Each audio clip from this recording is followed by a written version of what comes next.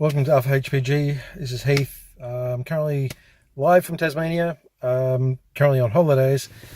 And bored out of my mind. Tasmania is a beautiful place, don't get me wrong, but it's not for me.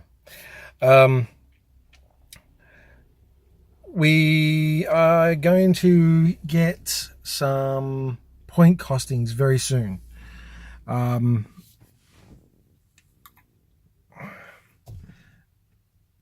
Just a wonder of how it's gonna come about. We are expecting things to go up, some things maybe to go down.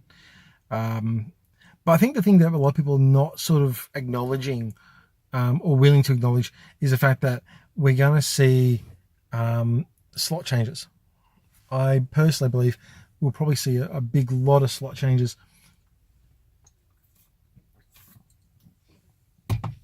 Sorry, I need my vitamin C.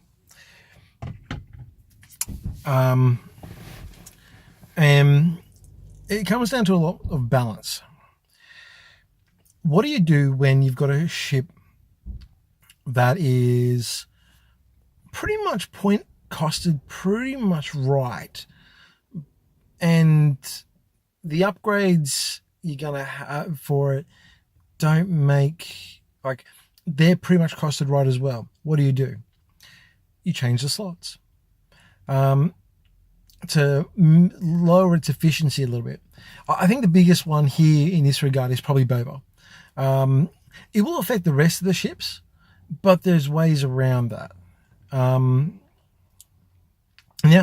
the thing is, though, when you think about it, it doesn't really affect other ships. And this is where FFG can get very smart. They could assign different slots for different pilots.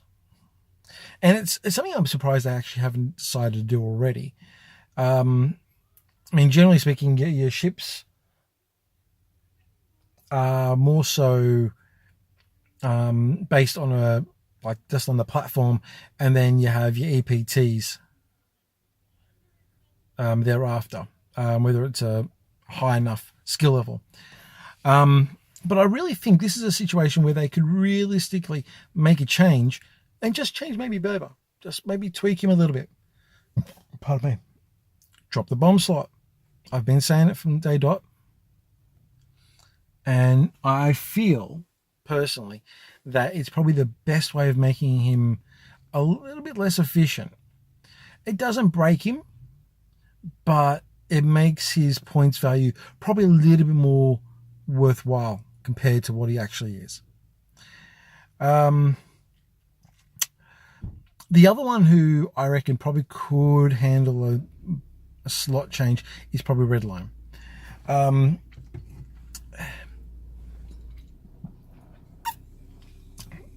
The big question there would be, what slots would you change? I feel, once again, his ability is very efficient. Being able to target lock after performing an action. And it's not a target lock action, it's a gain a target lock. So you can perform a red maneuver and still get it. So yeah, he is very efficient for his for what he is. There's a couple things you could probably do, but I think he's probably a little bit cheap. So you could probably just bump his points up a little bit, or maybe drop a slot.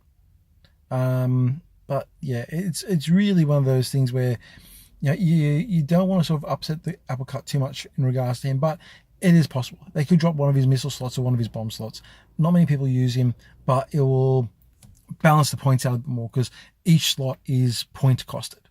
So it would make a little bit of sense to say, hey, okay, we're going to have one less bomb slot, one less missile slot here for you. It'll make your points more worthwhile.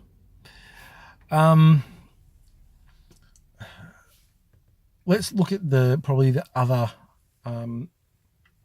main problem.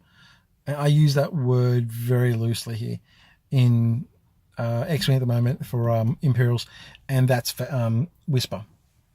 And to a lesser extent, Echo and the the I can't remember which one it is, but it's the ones that the aces that allow you have the EPT talent slot. I have a sneaking suspicion we're probably going to see a blanket point increase on the Phantom, and I wouldn't be too surprised.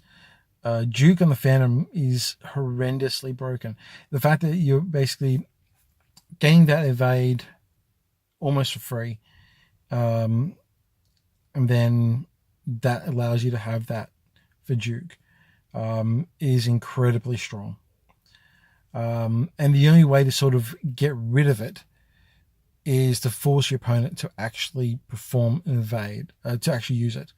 And the only way they would actually use it, realistically, is if they were going to be one-shotted, which, generally speaking, it's unlikely. You'd have to be throwing prockets at them, realistically, or advanced proton torps to wipe them out. So, once again, it's very unlikely. I think Duke is your problem there, and it turns, and it's not just Phantoms either. It's also anyone who can get a free evade in any way, shape, or form. I know we don't really have free evades or free actions anymore. We either acquire or have to do an action, but the fact that they can perform an action to get that evade. Another example being the TIE Defender, which I'm a personal big fan of. I love the thing. It's just too expensive, and it's incredibly predictable of where it's going to go. And the reason for that is because it's either going to 4K or it's going to go 3. 3K? 5K? It's 4K. Yeah, it's 4K, pretty sure. Anyway, I digress. Yeah, you know where it's going. And unless it's got a very fucking good reason, it's not going to do a 2 or 1 speed turn or maneuver, generally. It would have to be mind-boggling reason to get a 2 or 1 speed maneuver. And the reason for that is because it doesn't get an evade. If it doesn't get the evade, it becomes a lot more squishier. Rexlar's ability is very potent, and he's arguably the strongest of the lot. I heard a noise. However, the other ships are pretty good as well. The other ones are very good as well, but they're really expensive. I have a sinking suspicion we're probably going to see points decreases for the defenders across the board. Rexlar may be the only odd one out. He may stay where he is at. I don't think we're going to see a point increase for him, as we're not seeing them enough. They're not as efficient as, say, Phantoms or Punishers or things like that, but they're still decent. So I expect that we're going to be seeing I reckon we're going to see a point decrease for the defenders, point increase definitely for the Phantoms, and maybe a point increase for Duke. I feel at 4 points it's probably slightly too cheap. I think you could probably bump it to 5, and it wouldn't upset the apple cart too much, but it would just make the balance a little bit more difficult to manage. I mean, those who are running the 14, 15 point bids, they're not going to give two shits about it. They're now going to be running probably a 10 point bid, I reckon, overall. And I'm looking more so at the Whisper Suntir Whisper Suntir Red Line combo. I more likely expect to see that probably bumped up to about 190 as the bid that they're going to be throwing. I've touched on it for Scum. I reckon Boba won't necessarily see a point increase, but I do think he may lose a slot, and most likely be a bomb slot. I've talked about that before, so I'm not going to run over it again because it's same shit, different day. As for anything else in Scum, there isn't much that's really broken in Scum apart from Boba, and Boba's not really broken. Guri's very good, but he's not.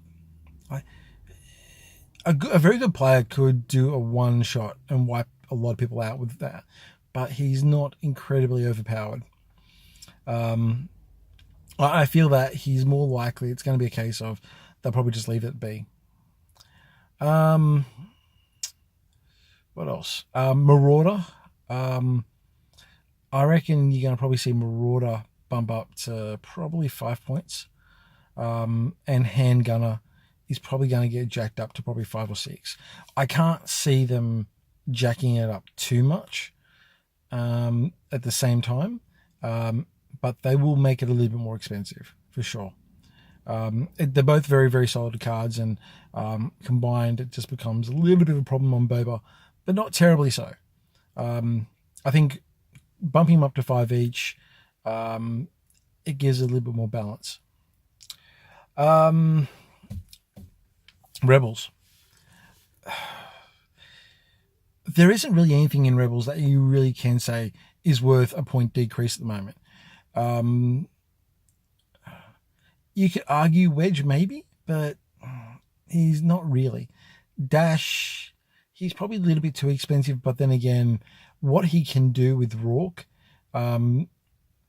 he's probably going to end up being probably kept as is. I wouldn't be too surprised.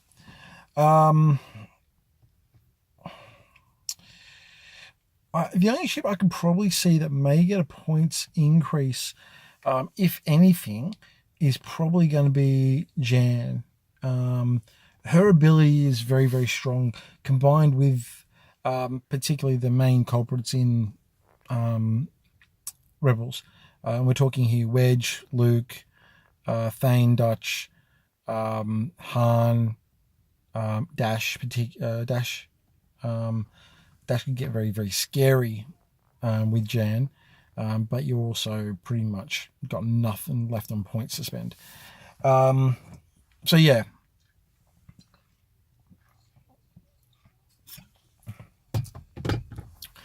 Jan's probably the only one I can really see a point increase. I can see probably the Xwings maybe getting a point in decrease, maybe a 1 point decrease, maybe. But nothing too spectacular. B-Wings may see a slight point decrease, but once again, I don't think much. I think it's more so about the other factions probably being more adjusted to be balanced with the Rebels, because Rebels seem to be the weaker list at the moment. Resistance, it's only new, but I have a sneaking suspicion we may see a Rey point increase here. Rey herself doesn't sound like much, but with the right combo, she is very, very devastating and very hard to kill. In a lot of cases, it's actually, I would almost say, Rey's probably a little bit too good in a lot of regards. If you get someone who can play her well, she becomes an absolute pain to deal with, and you're generally speaking sitting in her front arc more often than not.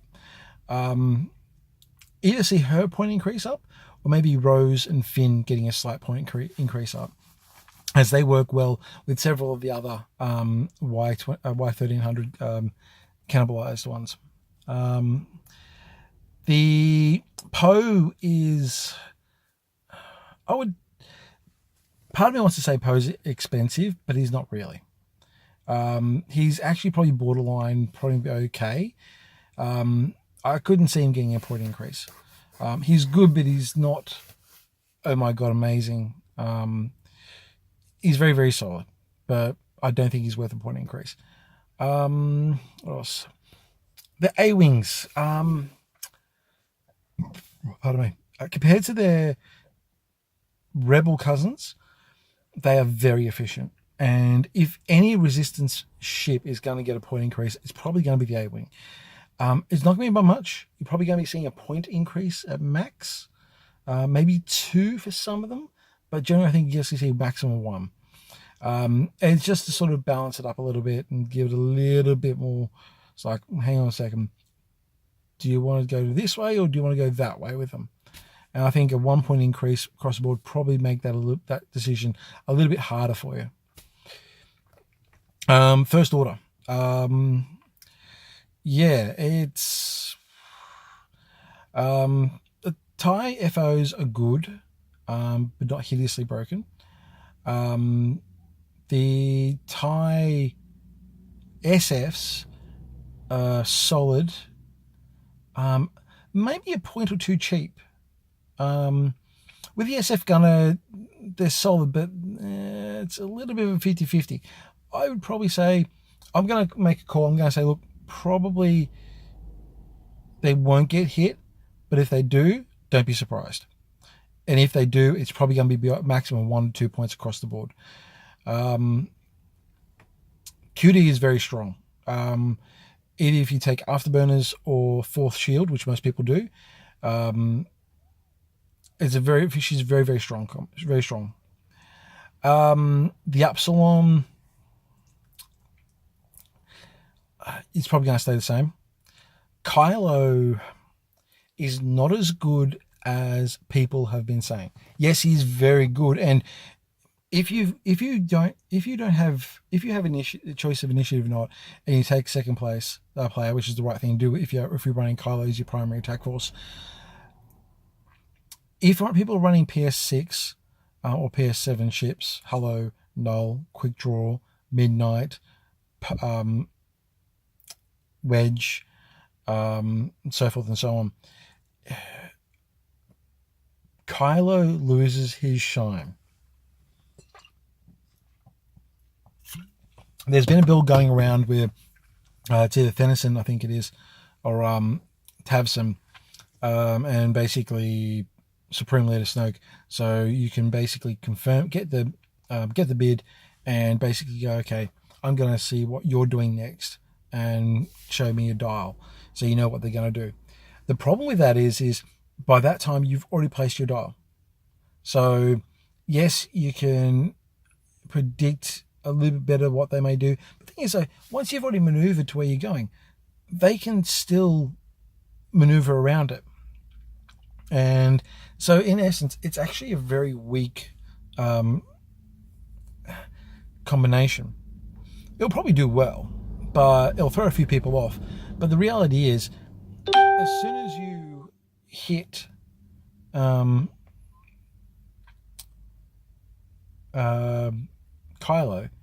he falls like a wet pepper bag. 2 shield, 4 hull. It's solid. He's got a lot of great maneuverability and re-maneuverability. The problem is that he still falls apart under sustained firepower. And if you have higher PS skilled ships, you generally can lay shots on him, because even with Snoke, there's only so much he can do. And he needs to have supernatural reflexes and prime thrusters for sure. Not saying it's easy, don't get me wrong. It's definitely not easy, but it's definitely not massively hard. You just got to have a little bit of forethought. So if anyone's going to get a price increase, it's probably Kylo, maybe. But in saying that, I think more likely we'll see an increase on the cost of supernatural reflexes. It's not going to be a terribly big increase. I reckon maybe 1 or 2 points, but nothing terrible. So yeah, it's going to be interesting to see what happens. When it comes out, it will be the 28th, so that's a Sunday? Monday.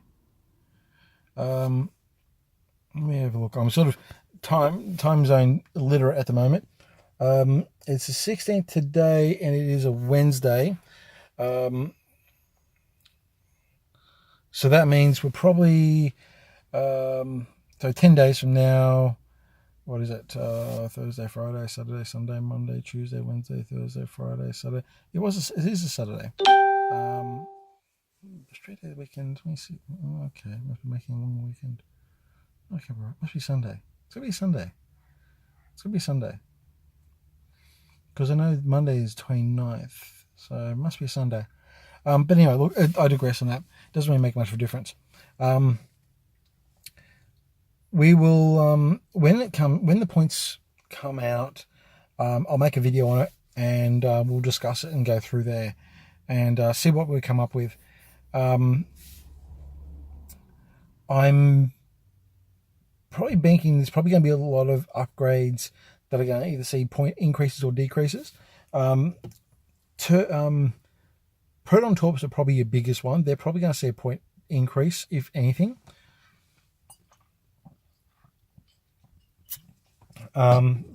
Maybe to make the other missiles more, what's the word for it? More reasonable. So yeah, it's going to be 50-50 on either which way. So when the numbers come out, I'll make a video of it. We'll go through it. I'll go through it all. And if we have any issues or that, we can go through them. And I will have them.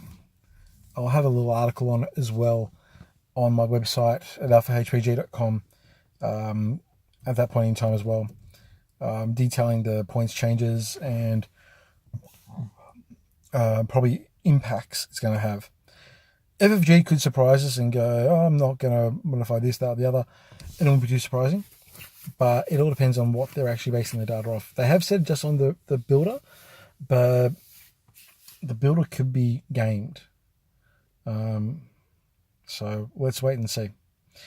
Anyway, this is Heath from alphahpg.com from Tassie at the moment. Signing out. See ya.